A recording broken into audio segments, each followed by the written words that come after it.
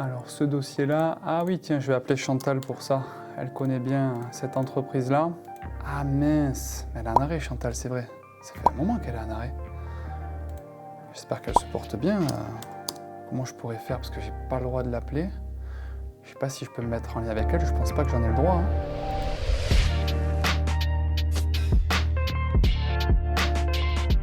La loi du 2 août 2021 a introduit la possibilité d'un contact entre l'employeur et le salarié durant son arrêt de travail.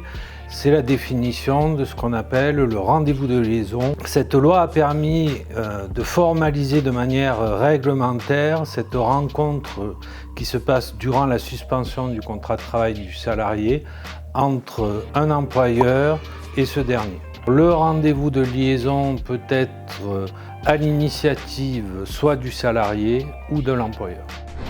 L'objectif est de l'informer sur la possibilité qu'il a de rencontrer le médecin du travail pendant l'arrêt, c'est la visite de pré-reprise. Ça permet également de l'informer sur des dispositifs de prévention de la désinsertion et de l'usure professionnelle, tels que l'essai encadré, la convention de rééducation professionnelle. Et ça permet également à l'employeur et aux salariés de pouvoir discuter autour d'aménagement de poste, du temps de travail, voire d'un reclassement ou d'une reconversion professionnelle.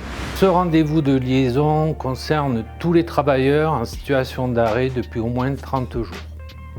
Alors le rendez-vous de liaison est un rendez-vous qui n'a pas de vocation médicale, ce n'est pas un lieu où il va être question des problèmes de santé du travailleur. Il sert surtout à pouvoir mettre en œuvre un plan de retour au travail concerté entre le salarié et l'employeur en vue de favoriser le maintien au poste ou le maintien en emploi. Le rendez-vous de liaison est facultatif, le salarié a la possibilité de le refuser.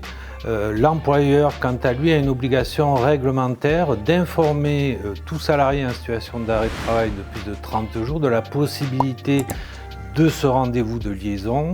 Si la situation individuelle le justifie, l'employeur ou le salarié peut solliciter l'accompagnement de son service de prévention et de santé au travail, soit un membre de la cellule PDP si le salarié a été suivi par cette cellule, soit le médecin du travail. Si vous avez besoin de plus d'informations, vous pouvez à tout moment vous rapprocher de votre service de prévention de santé au travail, notamment le médecin du travail ou la cellule PDP.